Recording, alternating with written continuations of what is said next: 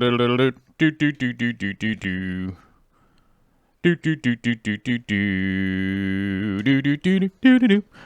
only, members only, members only, members only, members only. We got a members only Saturday stream. Members only Saturday stream. Ooh. Members only, members only. Can I make myself get big and small? Yep, I can. I can. Oh, how tiny is that? Oh, it's the ultimate in tiny. Oh, and I can move it around. Oh, no, I can't. I can't move it around. Can I move it around? No. Oh, whoa, whoa. Now I can. I can't move it around when it's super tiny, though. Wah! It's getting big, it's getting small. I'm gonna stay small. Psh, getting big in the corner while we're loading. Warming it up. Do-do-do-do-do-do-do. I don't know how many people are gonna show up today because it's Saturday. Who knows what's going on? 3, 2, 1, skip ad. Yeah. Yep. That's how it goes. That's how we likes it around here. Let me fix the camera here. I was doing something. What was I doing with the camera? I did something weird. Something weird in my neighborhood. Oh, I gotta move the camera here. Hold on. Whoa. Video input. Camera control. Zoom? No, we don't want that. Oh, there we go. Yeah. Pan and tilt. Bzz, bzz. Let's put me over here. Yeah. Now that feels better. Okay. Let's hit the OK button. All right.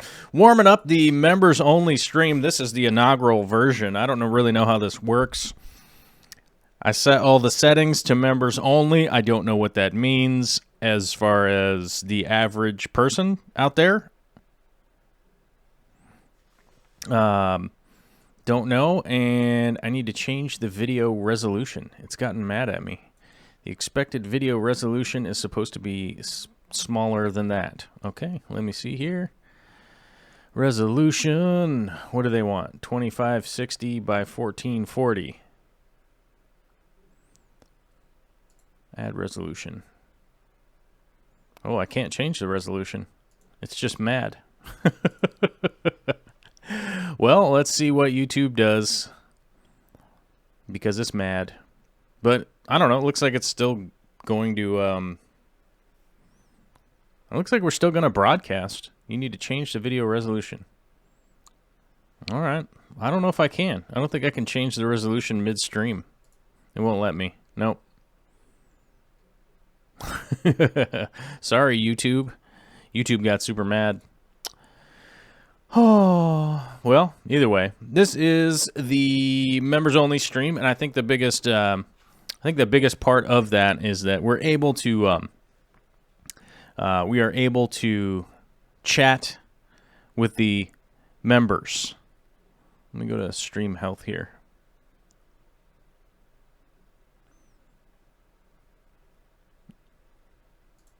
I don't know. It's getting super mad at me because I'm sending too much information.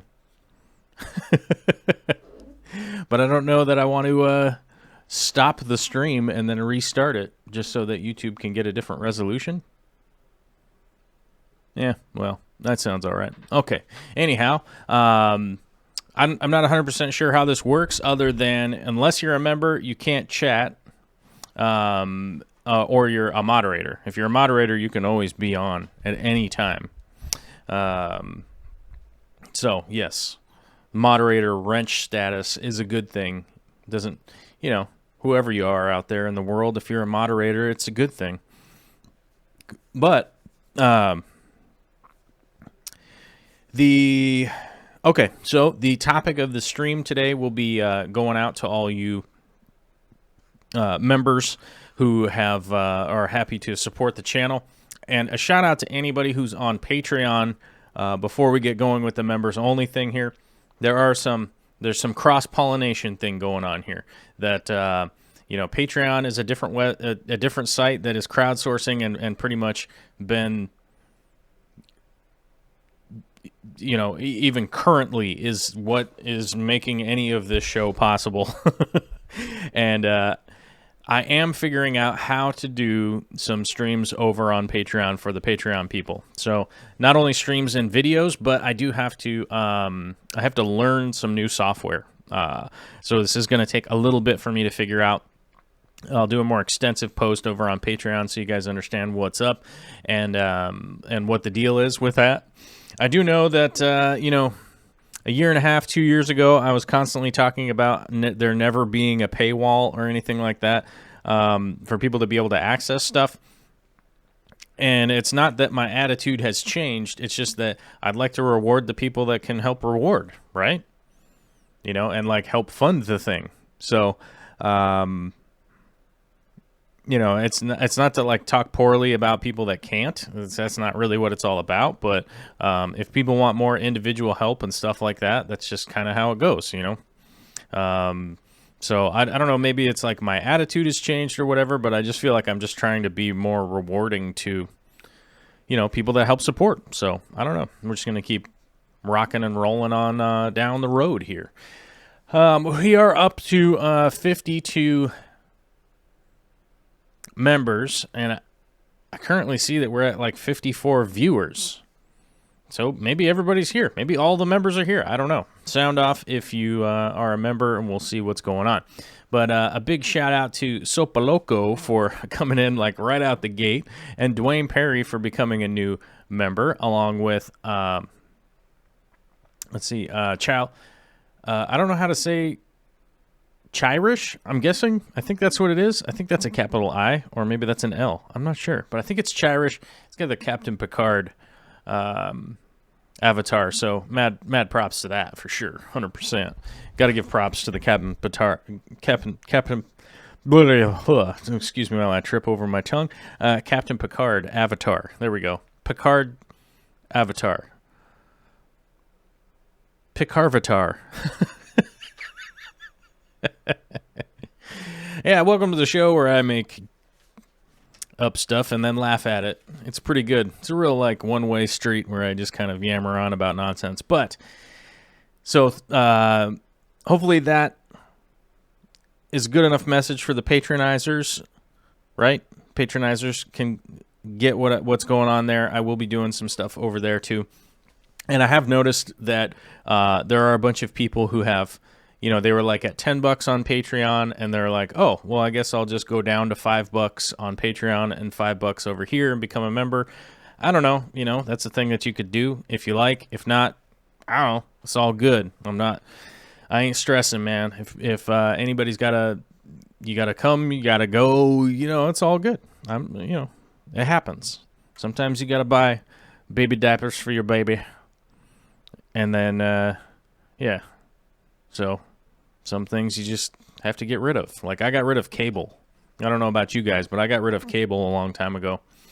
Because I realized, like, I think my crazy fast internet here is $85 flat plus a couple of other things. So I think it's like $115 or something like that total. But before, when I had cable, it was like $240 altogether or something like that. So I had cable and internet and all that stuff. And I was like, wait a minute. So I was like, that's not good. So I basically went on to Amazon. I ordered HBO, because that's like the only channel I really watch.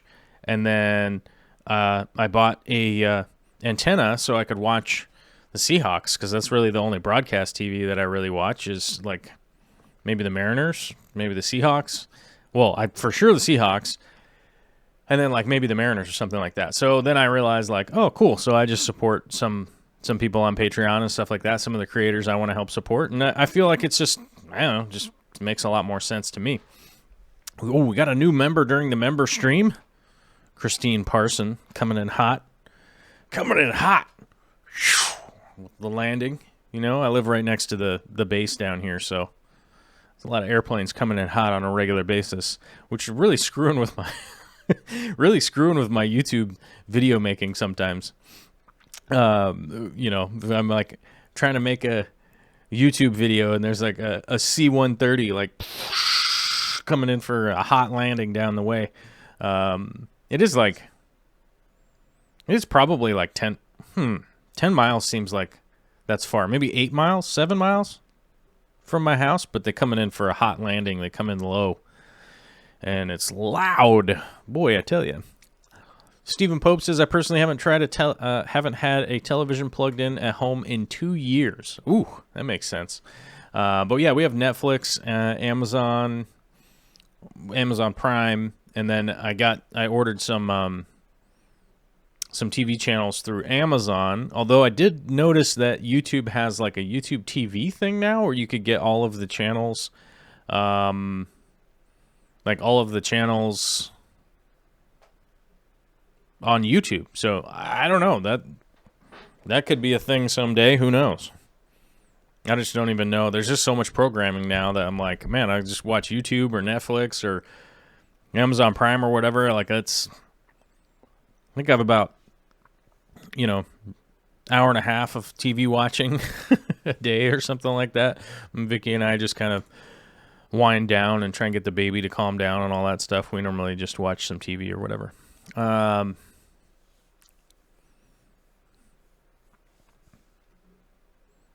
Fish Girl from Connecticut has got to run. Quick lunch. Ooh, props to that. I ate my lunch right before we came on here. I think I might take a nap.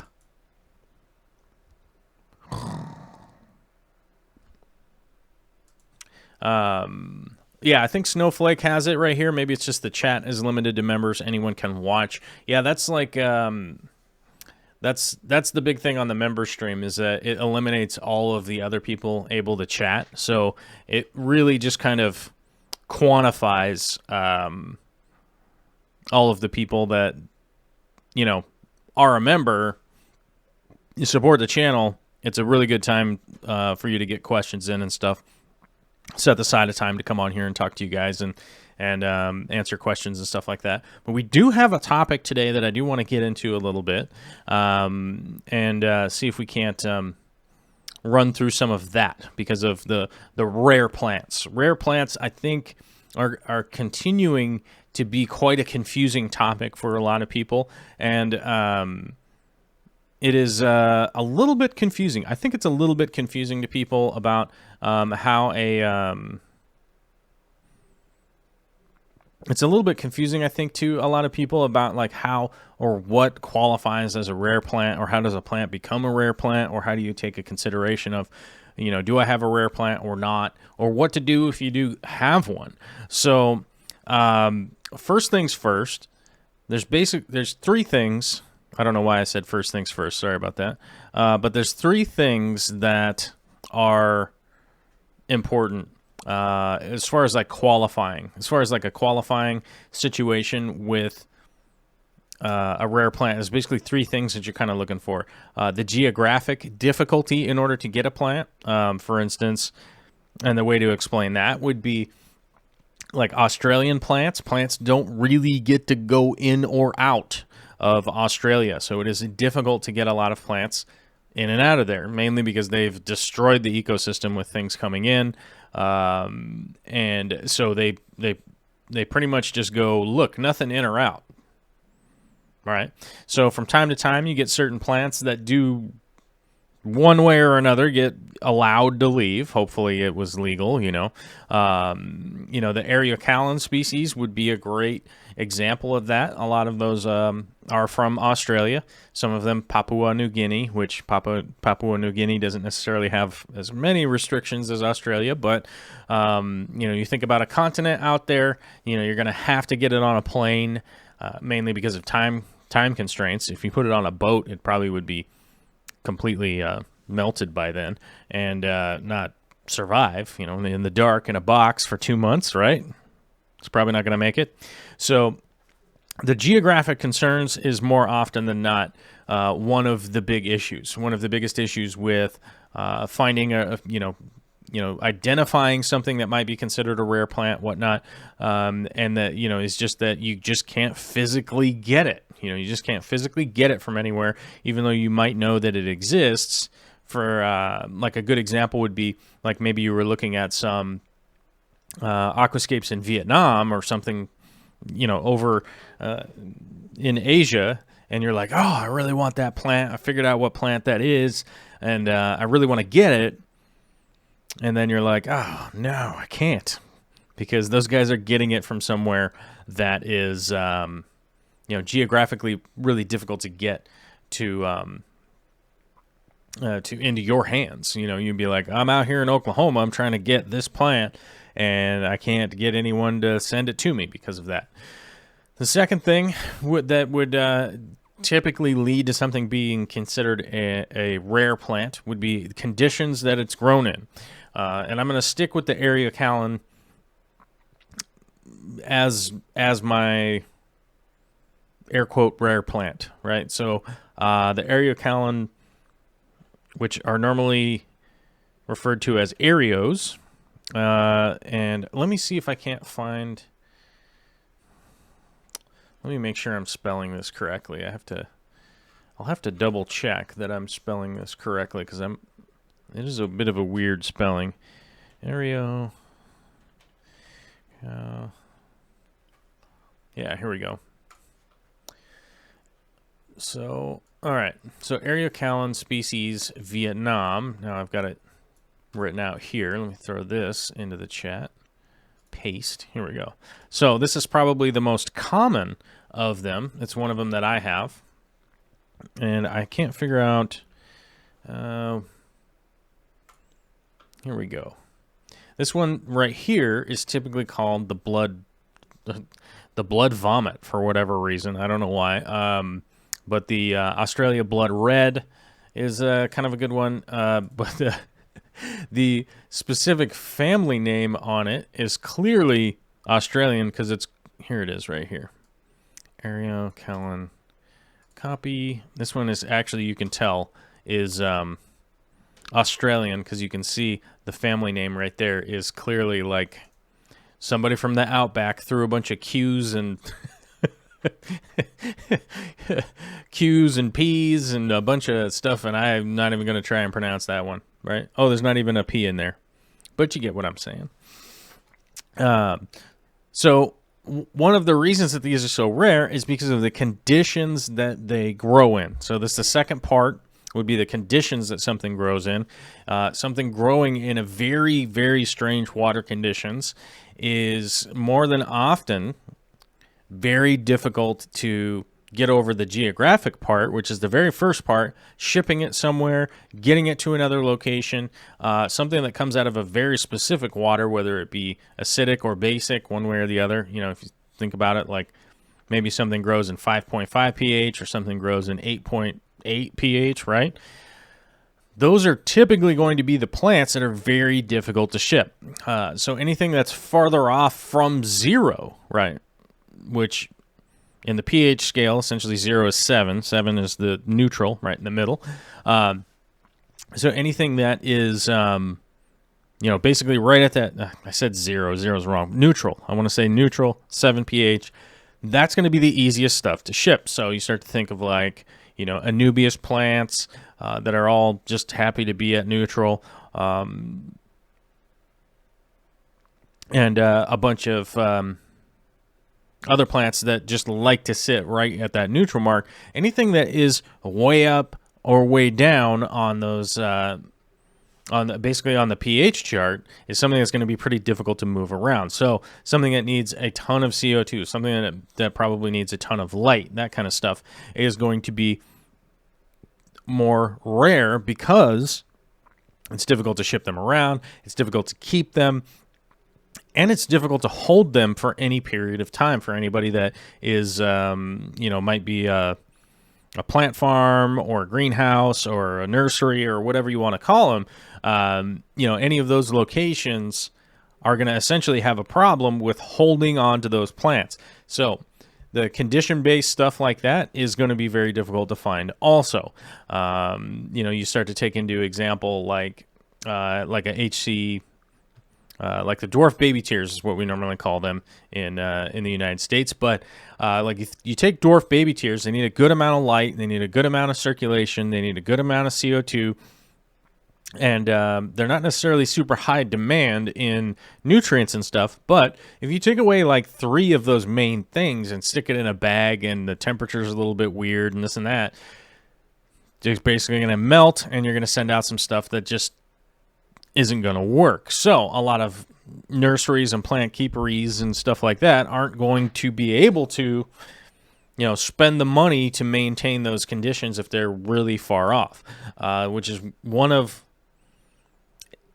the reasons that we don't necessarily see a bunch of stuff without a really high cost point, right? So you start to think about like the pink flamingo cryptocorini, right? So the cryptocorini is a Wendetii variation, right? That pink plant is pretty well sought out, and it has air quote rare around it, right? Now, if we have to stop and kind of think about how do plants evolve, right? The evolution of plants, and I'm going to very much simplify this, just for ease of consumption for just the average Joe out there, maybe with an L on the name of their Joe, right? Like me. And you just want to kind of like get an idea of what I'm talking about. Plants go through the evolutionary process in an even more aggressive way than insects or birds or mammals, right? Or fish. It's pretty rapid because when they die, there just is no opportunity for anything else after that. And most of them start out on growing up here in the air with a lot of CO2.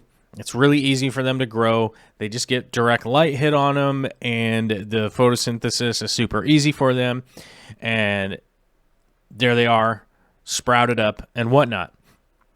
Plants evolve when the environment changes. So a lot of the aquatic plants that we have are plants that have a terrestrial brother, sister, second cousin, whatever, that they came from. And at some point in time, the environment that they were in became underwater, right? So let's say we have 1,000 species, or not 1,000 species, but a 1,000 propagation cultures of the plant, right? And we're growing them all up above the water. And when we add water up, let's say 60% of them die off. 60% of them die off because they didn't have the little the evolutionary marker for them to survive underwater and be able to, take in enough CO2, still get enough light to survive, and still be able to, continue doing photosynthesis underwater. That has happened many, many, many, many times, and we end up with these evolved plants like the Aerocalum that has always been in little streams with,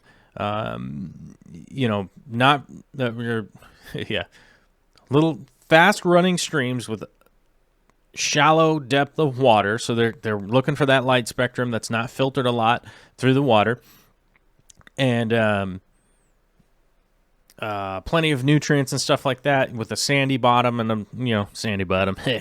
But that's what they're looking for. So shipping them around becomes difficult.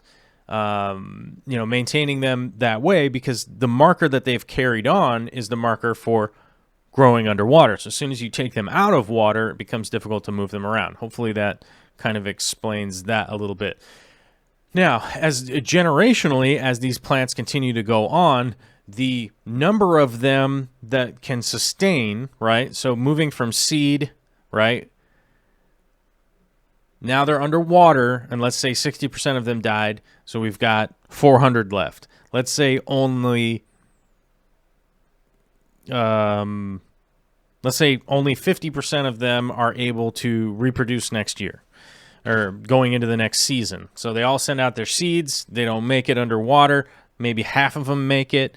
And those ones sprout and kind of grow up underwater next year. Okay, so now we're down to 200. The ones that start to sprout, let's say even only half of those make it to actually be able to sprout underwater versus sprouting up above the water. So now we're down to 100. So you can see how that evolutionary process of going from terrestrial to underwater, it slowly or pretty rapidly eliminates certain characteristics from the plant, right? So we end up with a plant that has these very specific needs and very specific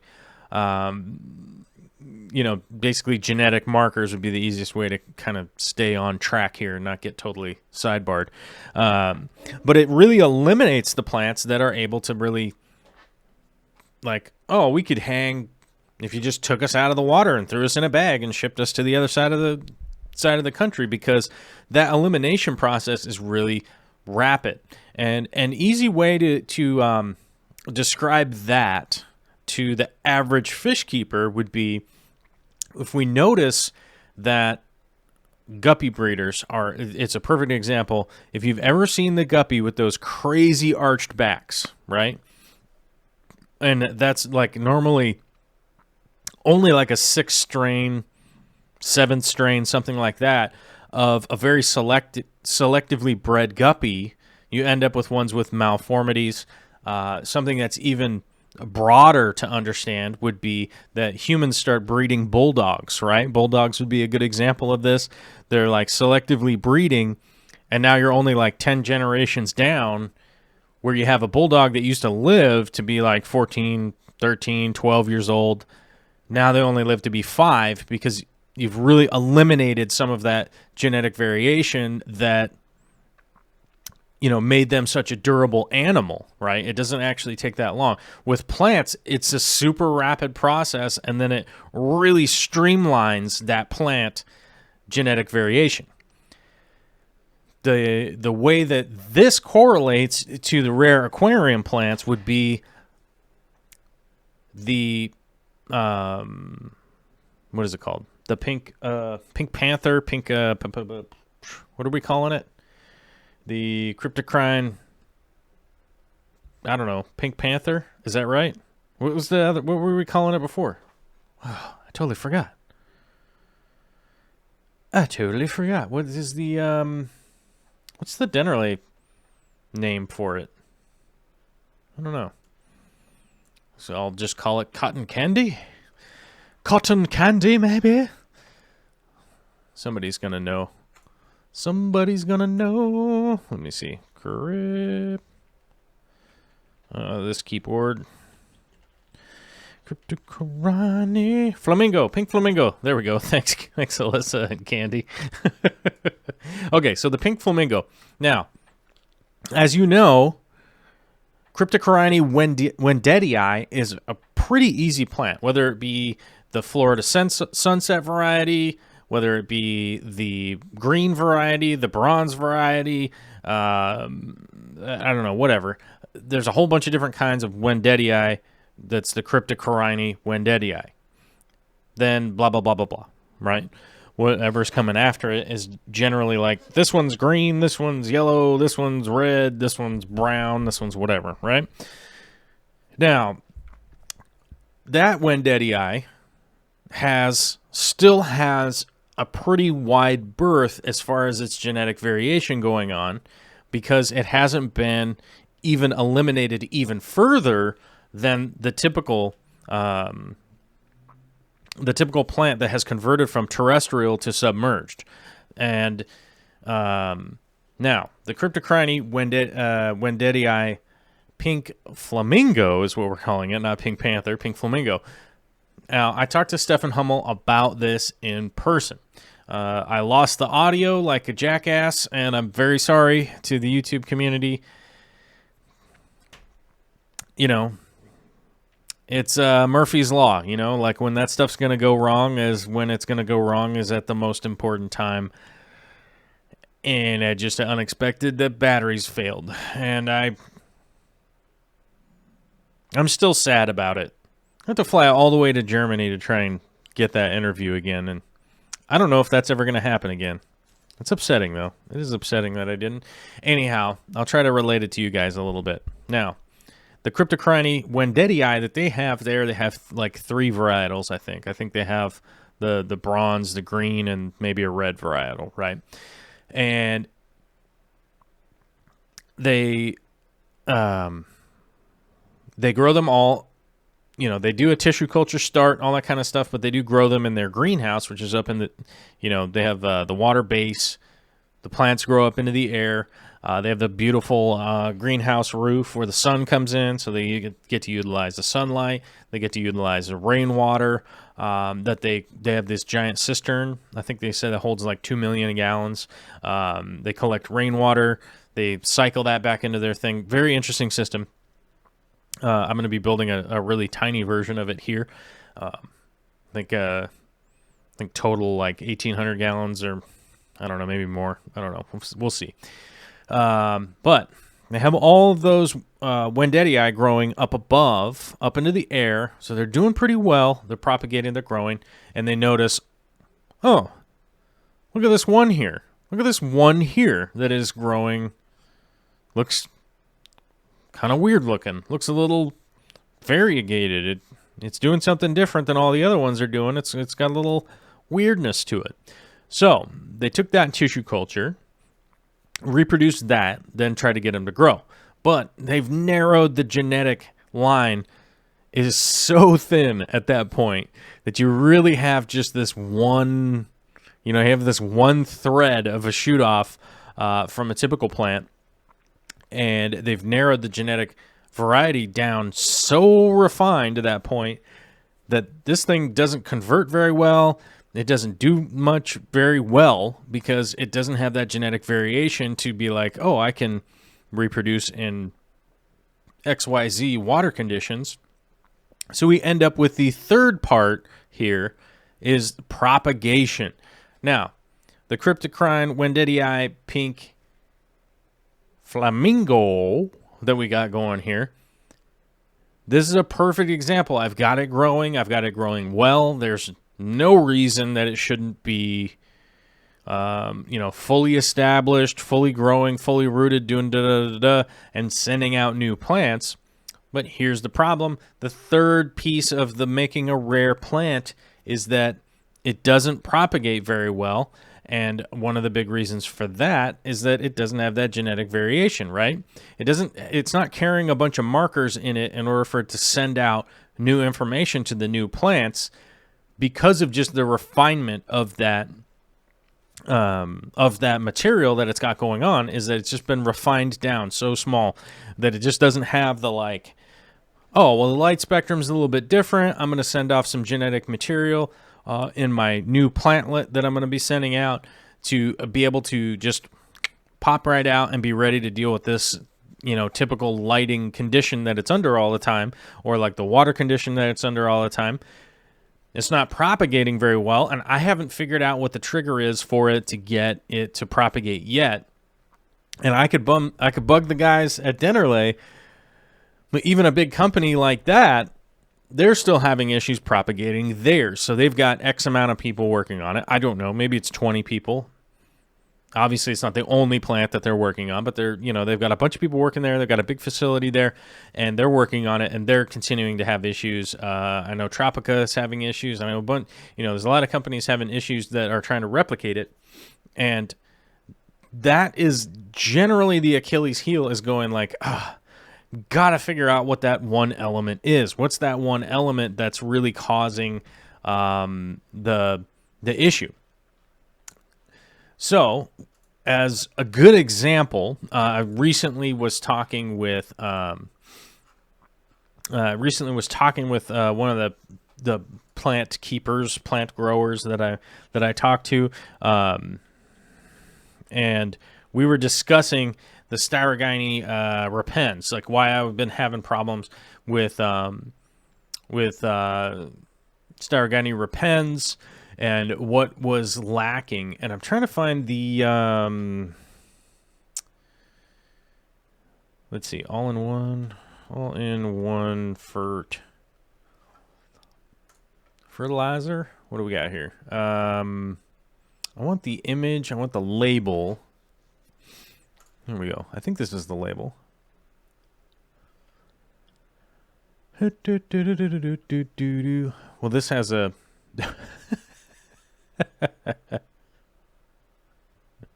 this has a watermark on it, so I can't use that one.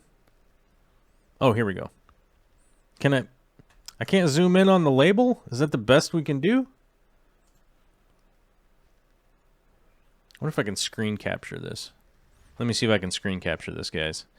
Add source, screen capture, smart selection. Let's see what we got. So, all right. Is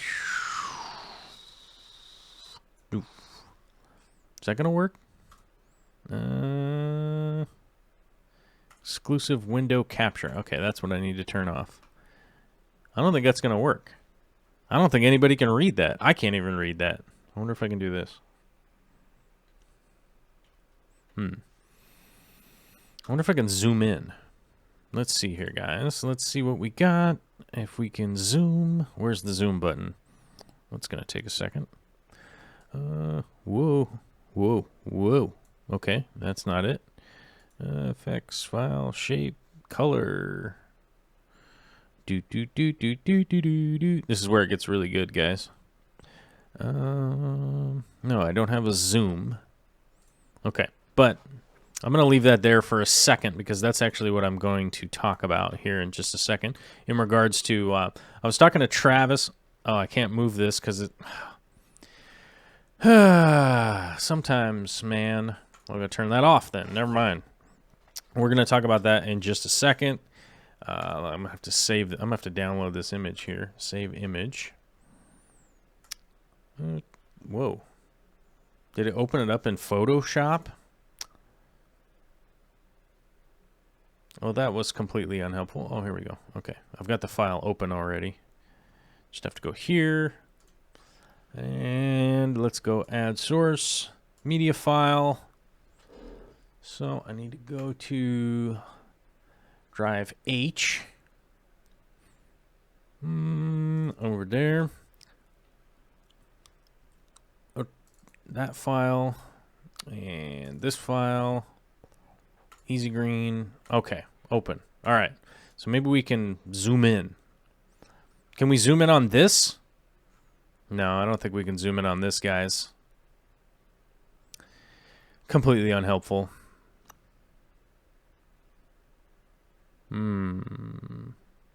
I know what to do. This will take just a second. I know what to do. Let's go. Wait, we don't want this. Easy green. There we go. Let's see if we can't get the label. I'm going to crop it, guys. This is a live crop. This is how we do the crop live. Oh, Photoshop's making it angry. Let's go. Live crop. See if we can't get the MSDS basically here. I'm going to zoom all the way into the ingredients. Save. Let's save that. Yeah, we'll save it right there. That's fine. Then we go over here. Media files. Here we go. And we got to go back here. Local disk. No, not local disk. We want drive E. Render there. And it's blurry as all get out. All that work, you guys, and it's super blurry. You can't even read it. Okay, anyhow, I really wanted to give you guys the visual to be able to look at it, but we tried and failed live on the internet. So, let me see if I can't find the ingredients. I probably should have just looked for a better picture. Look for ingredients. Ingredients. Whoops. Is this a better picture? Oh my god. I need something like this. Let me see here. Let me see. Why can't I just find a label? It's like, should I email Corey? Should like email Corey during the show. Hey bro, what's in Easy Green? I need a PDF of it. Let's see. Easy Green. Because I don't want to accidentally misquote and be like saying something wrong here. Maybe I should just like run out to the fish room and get my thing and take a picture of it.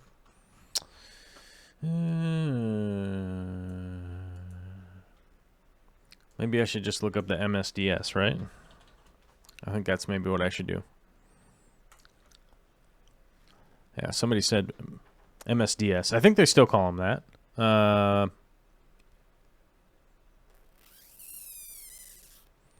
Why is this, like, crazy difficult to look up during the show? I didn't even think that this was going to be that big of a deal.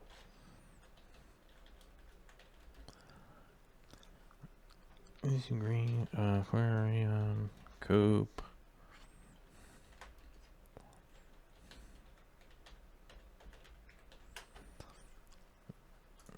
Like, I figured you'd just be able to, like, open up this file and figure out what's in it. Oh, here we go.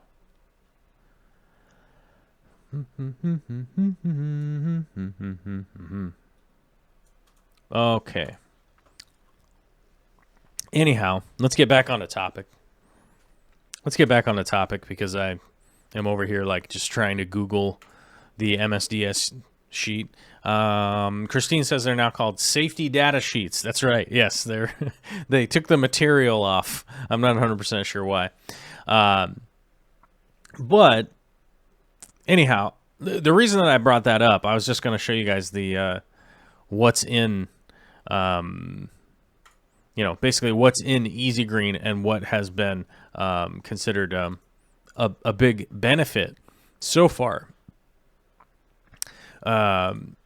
And that is going to be 3 ingredients. And first off is going to be manganese. So,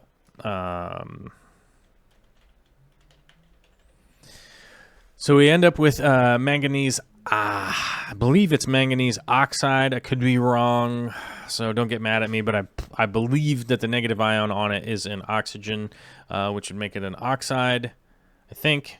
But I probably screwed that up. Let's see, manganese oxide. I want to double check. I think that's what it is that's in there. Yeah, MnO2. Yeah, I think. Maybe not. Maybe it's just straight manganese. Maybe it's not manganese oxide, because I think manganese oxide is combinable with something that causes a problem, something to explode. But regardless of that, the manganese has been a huge benefit for the styrogyne, along with the magnesium that is in there. Because manganese and magnesium, both very difficult to get from a water source, unless you happen to be somebody on a weird well. That could be very easy for you. But for me, here, the water source that I'm getting here, it's very difficult to get manganese and magnesium. Those two have been a big time benefit for the styrogyne. Now, I don't necessarily have a shortage of nitrogen or nitrates or that kind of stuff because, fish poop, waste, we all know about how to cycle an aquarium, how that's working. We're breaking ammonia down into nitrite, breaking the nitrite down into nitrate, nitrogen cycle. Hello, right? I don't have a shortage of that. And I'm not really going to be that big of a deal to add that either. It's not something that's wildly specific, right? It's not something that's like wildly specific by any stretch of the imagination to be able to get nitrogen or nitrates into your aquarium. Like to get that in there is not going to be that difficult. But for me, magnesium and manganese are going to be a big time problem, and they have definitely shown a benefit to the styrogyne, and that pink flamingo also has definitely helped out with the pink flamingo. I've been testing it in some other tanks, and that seems to be the kind of difference maker. I've since broken down that tank. I was, and one of the reasons that people don't, I don't normally do like a fish room tour video of just showing off all of my tanks, because I noticed somebody had mentioned LR Brett's put up a music video or something earlier. I didn't see his music video, but I did see his Aquarium Co-op video from earlier, and I checked back in the comments on the fish room tour of my room, and it also made me think about, like, oh, that's why I don't normally do a fish room tour. I try to stay topical with the videos that I'm doing, instead of it just being like, hey, let me show you all these weird projects or stuff that I got going on in the middle of them going on. And then when I get to a certain point, like now, I can actually tell you guys about something that I have figured out, right? And that would be one of the things that we're talking about right now, with the manganese and the magnesium have been helpful, because of the other little experiment tank that I had was, basically eliminating those two out. And my question, the reason that I had even bothered to try and do that is that I had the pink flamingos grown by the Styrogani repens, and it ended up working out fairly well in conjunction. And I was trying to think about like what the difference was, and just looking through like what my fertilizers I'm adding, which were going to be super important for that versus what was going into the other tanks, right? And that seems to be the big differentiator that is helping out with some of the more rare plants to be able to supplement those little tiny, whether it's micro, macro, whatever you want to call it, the fertilizers that are going into those. That's going to be the exchange more often than not that causes a problem with even the propagation, like even just the propagation part, as we're on to the third little branch of issues with rare plants, is that the propagation is sort of contingent on something one way or another. And I'm starting to see a little bit of propagation, for instance, from the pink flamingo, mainly just because of the, those added micronutrients and whatnot seem to be the kind of differentiator for the actual propagation portion of like that pink flamingo. And it for sure has to do with the Styrogani repens. It for sure has to do with some of the other plants that are going on, but it definitely, I'm still missing a couple of markers for some of the other rare plants that I'm working on. But this is the thing that I wanted to mention about the rare plants. This third part right here, propagation. This is where the home hobbyist, the enthusiast, the pro, whatever you guys want to qualify any of us or anybody out there, yourselves included, is it literally comes down to the propagation portion. This is where I would like more people to focus on in their own systems, in picking like an individualized plant and then starting to propagate it and figure out what it is that's causing it to propagate.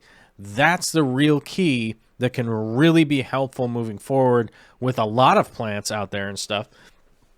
And I would say, if I was somebody that was starting out right now, I would want to pick one plant that you really, really, really want to get into, start to figure it out.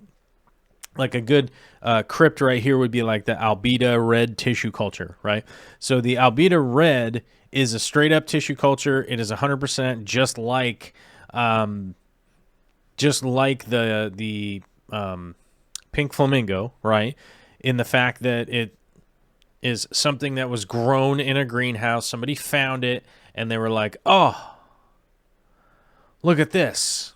And they've basically had no genetic variation. It's just thinned down until you end up with this really red plant, which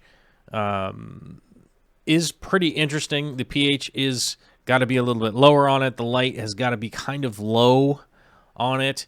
And to propagate this one, it's like it's not even sending out runners anymore. It is actually bunching up in one spot, and you actually have to break it and start propagating it that way, which is kind of interesting.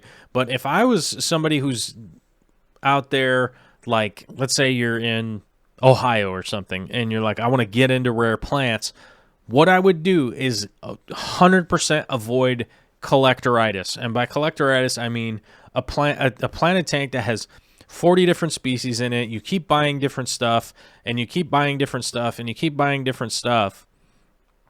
You're going to run into a wall. You're going to have a bunch of plants out competing each other. They're going to end up dying off. It's going to be a problem. Or you're just some kind of wizard who manages to just make it work somehow. But if I was like somewhere in Ohio, or maybe I was in Montana or California, whatever, Washington, where I am now.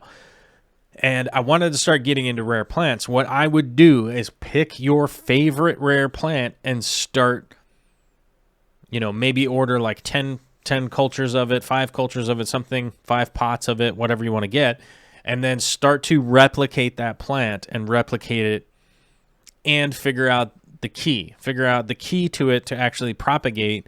You could figure out the conditions pretty easily. You can obviously figure out the geography part if you can get a hold of it.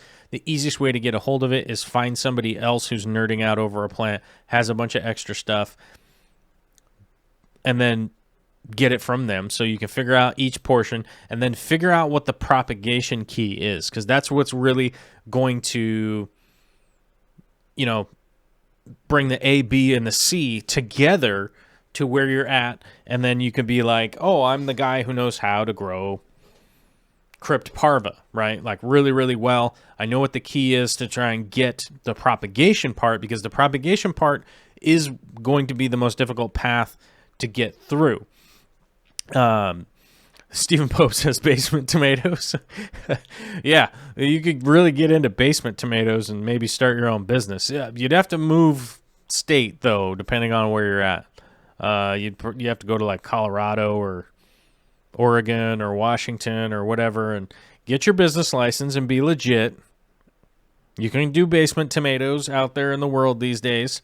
There are legal ways to go about it. Canada, you could import to Canada. My shoulder is killing me right now. I don't know what I did while I was asleep. Sorry for the weird side break, but I think it's just out of control. Alyssa usually get fajitas and skip the tortillas entirely.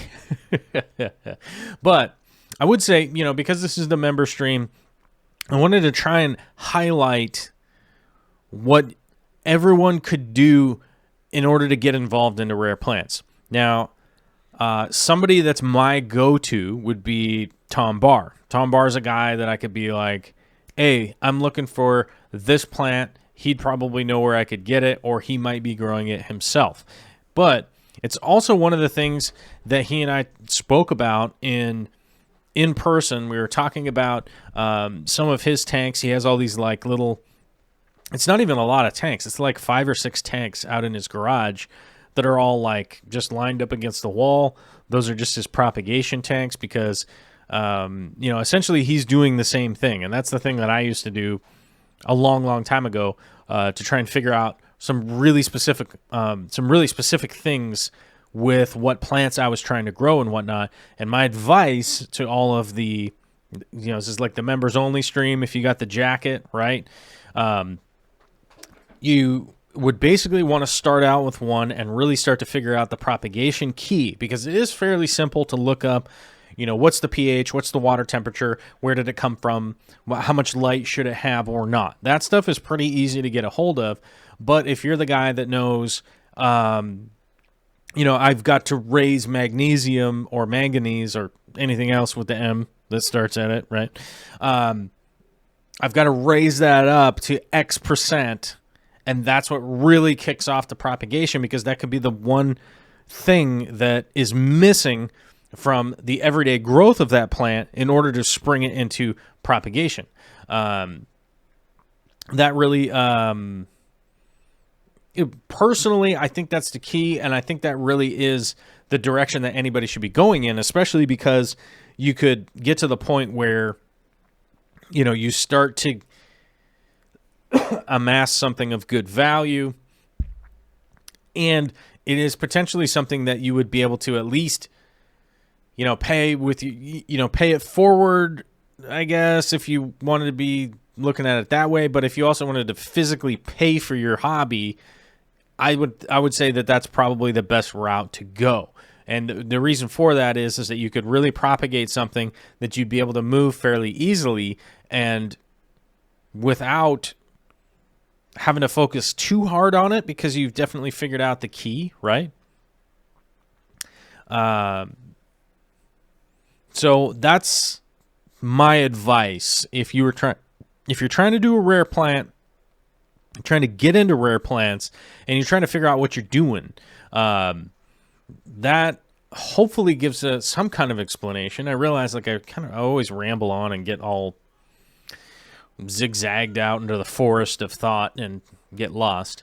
Largemouth Bass with a $5 super chat says, just giving me a much needed break from installing new flooring in the fish room and dining room, or the fish room and dining room. Thank you. Well, thanks, Largemouth Bass. You know, without you guys' support, I'd probably be I don't know what I'd be doing right now. I don't know. Who knows what I'd be doing?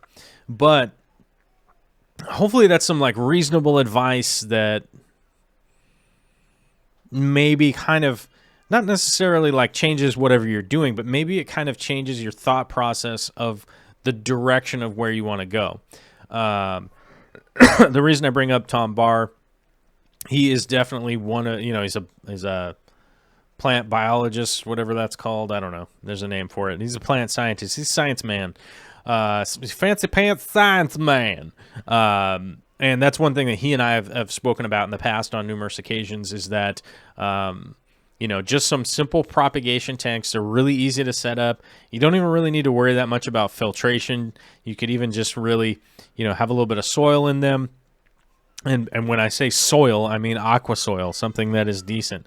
Some ADA or something like that. And then, start up your propagation tanks in somewhere like your garage or something like that. They don't need to be pretty. They don't need to be fancy, but you can definitely you could use a white, a whiteboard marker. You can use a dry erase marker to write on the sides of like what you're dosing and whatnot. Just have CO2 in them or not CO2 or whatnot. And then you definitely just kind of go down that road, and then you really start to know, and you actually have something of actual physical value in your hand. You start propagating something that is considered rare at the time. Not only are you opening up the possibilities to newer plant keepers as they come along. If you're like, hey, I've got 400 of these plants, I'm providing them to this fish store or somebody that's shipping them out or something like that. Maybe you're popping onto Aquabid and you're selling, 2 or 3 bunch plants for $30, and that pays for your whole getting in to doing the whole thing and stuff like that. And it opens up the road for somebody down the road, or, opens up the door down the road for somebody who is like getting into the hobby 10 years down the way. And a bunch of cool people in the past, and I say that because Tom Barr was one of those guys in the past that was doing plants before plants was cool. You know what I mean? Like he was doing planted tanks before it was cool. And, that's one of the things that they had to work on a lot back then. And the opportunity is still here now for people to be a front runner in, propagating plants and stuff like that. We're not too far off. It's only 2019, but it also is 2019. So the availabilities certainly are there for people to definitely get into some of the seriously rare plants and start propagating them. And, it definitely is going to get them available to people in the future also. And it could be a good revenue source for just about anybody. Whew, man. That was a long stream of consciousness. This has been whew. Dwayne Perry says, what did I miss? The in-laws stop by. Oh, just some stuff. Alyssa Bentley said, but seriously, they make things hecka humid. I've known people who wanted to hire a cleaner to come and bleach the whole basement because of the mildew and mold. Oh, yeah. The Aquarium Co-op is here, says he's getting into cryptocurrency. Cryptocurrency, that is. Cryptocurrency currency. Stephen Pope, here's the baby. Yeah, she's having a bit of an emotion. Yes, I have a sitter here today. Vicky is off making money, doing her thing that she does, work stuff. Giving a really big presentation in front of a whole bunch of people. Let's see here. Okay, let me go through the chat here a little bit because all we have is members only. We've got to get the questions and try and give the answers. I don't know. I hope I didn't just have like a crazy stream of consciousness that didn't answer anybody's questions. and now everybody's just more concerned. Chirish says, just gave a coworker a Val cutting. It doubled last night. Yeah. Vallisneria is a dangerous plant. I mean, it's not toxic. It's not poisonous or anything like that, but it can definitely overrun an ecosystem really quickly.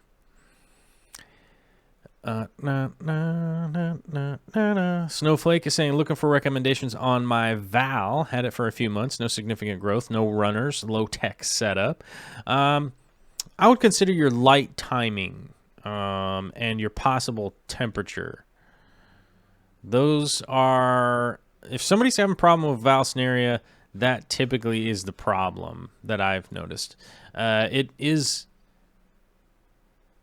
So where it grows, you think about where Vallisneria grows. It grows in the shallows. It doesn't make its way deep.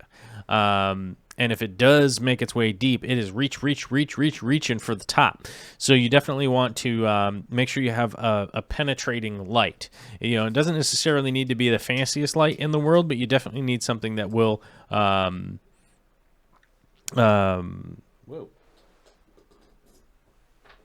You definitely will need something that is penetrating. LED is typically a good idea because it essentially has a wavelength that pushes through water more easily than other types. So you can even get a cheap landscaping light and then double check the timing because Vallisneria wants a longer photo period as compared to a shorter one. Fish Tank Barn is asking, what recommendation do you have for a microphone boom? So like the one that I'm using right now. Let me grab a link. And by the way, you know, if you guys are cool with Amazon, head over there. You know, don't forget to support the channel by buying all of the stuff off of Amazon. Why is it not on here? Oh, here it is. This is... Why not just give me the Prime one first? Oh. Oh, nobody's selling them new anymore? How is that possible?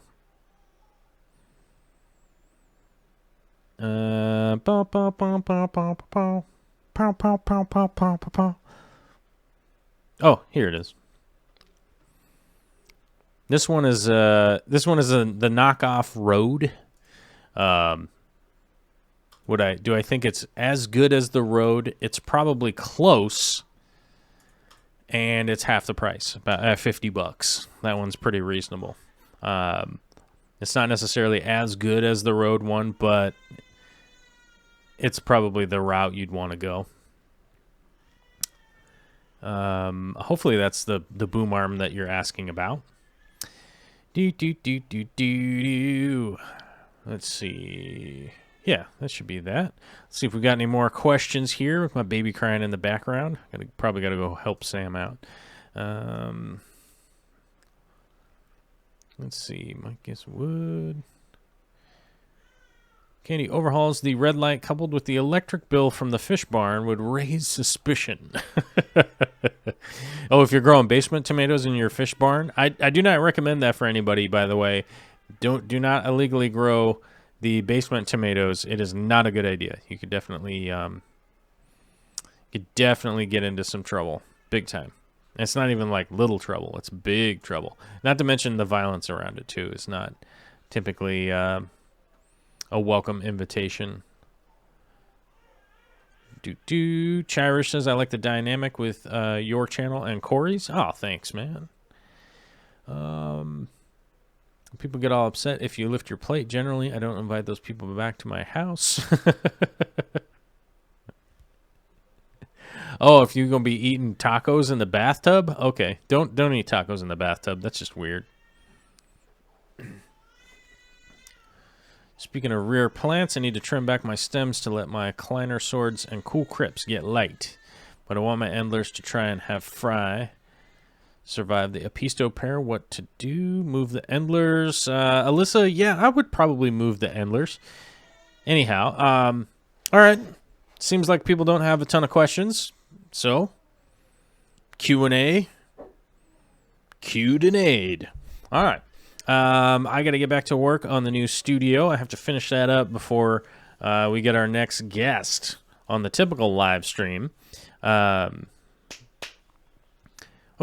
Largemouth is asking about, I know you've answered this, but what was that beginner's camera? Let me grab that link for you. Okay, and I linked the one I specifically got as a backup camera. M50. It's basically my gimbal camera. My gimbal can't. It's this one right here. Oh, can I even grab it? It's like just out of reach. So my gimbal. This is my gimbal. It can't handle a ton of weight. And I'm kind of pissed at the company that sells it because the whole reason I bought it was because they claimed it would handle the payload that I wanted to put on it. And they was wrong. And so I basically bought an M50, which is this. M for Michael. And see that the price has gone up a little bit. Let me see here. Oh, the white one. Oh, used like new, new. Why can't I click on... I don't know. Amazon's doing weird stuff. But this is the one that I got right here. Come on now. Copy. Paste. Bazowie. Okay. If you're starting out, you want to do some fish tank videos and stuff like that, that's the kit right there. I think it comes with 2 batteries, maybe just 1 battery, but I think 2 batteries. Comes with the lens, comes with the body. I think you have to order an SD card or whatever. There's a kit here that even comes with an SD card. Only like $10 more. Okay. That's pretty cheap.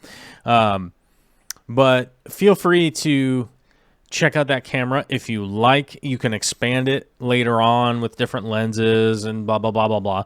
But at about $650, there's really not that much else out there that's going to be as good as that camera right there. There's other cameras that people would probably argue with me about, but if you want to take some video and some pictures of your fish tanks, that's probably going to be kind of the best little camera setup that you could go for.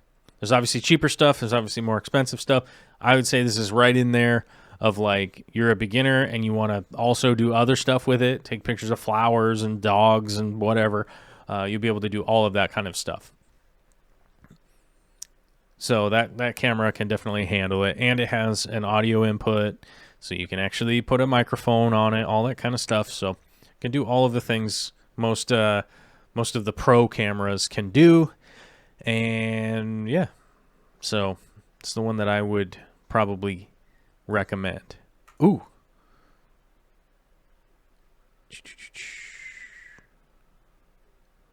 Let me see here. Hold on.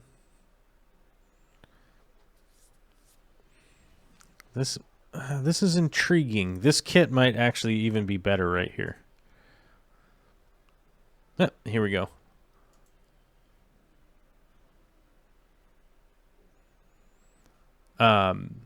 This is sorry. Let me rephrase that. This kit isn't necessarily better or worse. It's sort of a parallel instead of being a mirrorless camera. This is a mirrored camera. Comes with 2 lenses, blah, blah, blah, a flash, a tripod, a bunch of other stuff. This is the SL2. This would be if you wanted a mirrored camera, so a DSLR versus a mirrorless. Maybe you'd want to go that route. That's like about the same price. You're going to get a little bit more, maybe a little bit less. You're not going to get any 4K on it, but it would probably be a pretty good deal too. And last you a long time, especially if unless you're crazy like me and constantly having to, fix things and gear up, Candy's got to get lunch for Caleb. She's got to go. Have a great lunch. Groveside Aquarium says these streams are good to listen to while walking the dogs. Good sound quality. Oh, thank you very much. That's one of those things. Always trying to improve the show as much as possible, and I definitely appreciate it when people are like, "Man, the sound is good." I'm like, it was not easy. It was no simple task. A lot of frustration. We got a $5 super chat from the Fish Tank Barn saying no basement tomatoes in the fish barn. Okay, good. It's not safe. All right, guys, I got to get back to work on our new studio in the basement, so I'm going to get back to that. I've got to pull some wire and install some new outlets today, so I'm going to go get that done before our sitter, Samantha, has to leave, so I'm going to go do that. And I hope everyone has a fantastic day out there. And I want to say thanks to everybody for signing up and becoming members and doing the member-only stream and coming all the way out here. We got 75 watching, 80 watching. I'm not sure. What was the high water mark for this? 85? 90. 90 was the most. And then I think they figured out they couldn't chat, and then they left. So now we're down to 77. But thank you very much, everybody, for becoming members, and big shout out to Christine Parson, Dwayne Perry, and Chirish for becoming members either right before the show or during the show. And thanks, guys. And shout out to all the patronizers. I'm going to figure out the Patreon, what's it called? The Patreon software. I'm going to figure that out pretty soon, and I'll be doing some good stuff out there.